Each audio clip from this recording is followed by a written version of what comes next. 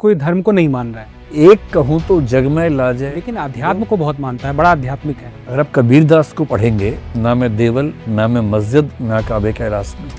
तो विज्ञान आध्यात्म को कैसे मानता है? मानता भी है या कुछ नहीं मानता? नहीं मानता है, विज्ञान को नहीं मानता है। इस्लाम नहीं मानता है, यहूदी लोग नहीं मानते हैं, वो इसको पाप मानते हैं, खुदा की तुलना में अपवित्र है। कि कोई नहीं कहेगा कि मैं ईश्वर हूँ, कि मैं और परम तत्व एक हैं। कोई धर्म को नहीं मान रहा है, लेकिन अध्यात्म को बहुत मानता है, बड़ा आध्यात्मिक है। कुछ धर्म को मानते हैं, साथ साथ अध्यात्म को भी मानते हैं। तो विज्ञान आध्यात्म को कैसे मानता है? मानता भी है या कुछ नहीं मानता? नहीं मानता है, विज्ञान को नहीं मानता है। अध्यात्म को सरल भाषा में समझ लीजिए।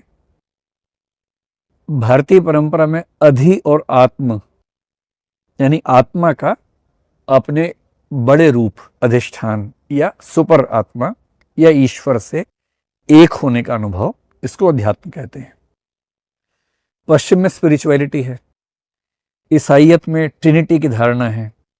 ट्रिनिटी में एक गॉड है, एक सन ऑफ गॉड जीसस हैं, और तीसरी जो है वो है स्पिरिट, द होली स्पिरिट। उस होली स्पिरिट के साथ एक होने का प्रोसेस स्पिरिचुअलिटी है। ठीक, अगर आप कबीरदास को पढ़ेंगे या रहीम को पढ़ेंगे, कबीरदास ने तो इंट्रोवर्टिव एक्सट्रोवर्टिव दोनों पे लिखा। इंट्रोवर्टिव का मतलब है कि सिर्फ मैं और खुदा है या ब्रह्म है, संसार खत्म हो गया। मोह को कहाँ ढूंढे रे बंदे, मैं तो तेरे पास में, ना मैं देवल, ना मैं मस्जिद, ना काबे कैलाश में। ये एक प्रसिद्ध उदाहरण है। कभी कभी उनको फील हुआ कि ब्रह्मांड भी एक ही हो गया है, तो लाली मेरे लाल की जिद देखूं तित लाल, लाली देखन मैं चली मैं भी हो गई लाल। किसने उनसे पूछा कि आप और ईश्वर एक हैं या दो हैं, और बड़े परेशान हैं।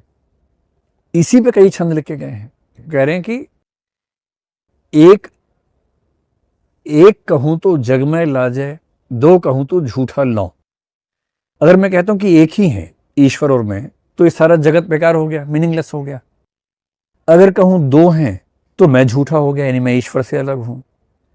बाहर भीतर सकल निरंतर गुरु प्रताप है दीठा लो, कि मुझे एहसास होता है कि बाहर भीतर ये सब ब्रह्मांड एक ही है, और गुरु की शिक्षा से मुझे एहसास होना शुरू हुआ है कि ईश्वर एक्सटर्नल फैक्ट हो ना हो, साइकोलॉजिकल फैक्ट जरूर है। मतलब मन के अंदर एक फैक्ट है, मन के बाहर एग्जिस्ट करे या ना करे मुझे मतलब नहीं है।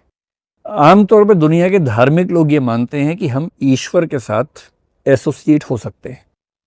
इस्लाम नहीं मानता है, यहूदी लोग नहीं मानते हैं, वो इसको पाप मानते हैं।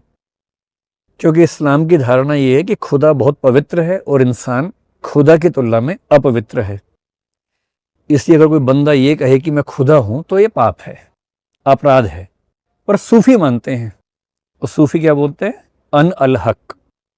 अन अल हक का मतलब है कि मैं अल हक हूं। अल हक का मतलब खुदा का जो सर्वोच्च रूप है, अल्लाह का सर्वोच्च रूप, मैं वही हूं। जैसे अहम ब्रह्मास्मि भारत में बोलते हैं ना, अयम आत्मा ब्रह्म तत्वमसि, आत्मानम ब्रह्म, ऐसे जो शब्द आते हैं, वाक्य आते हैं उपनिषदों में, ये सब उसी का जिक्र करते हैं।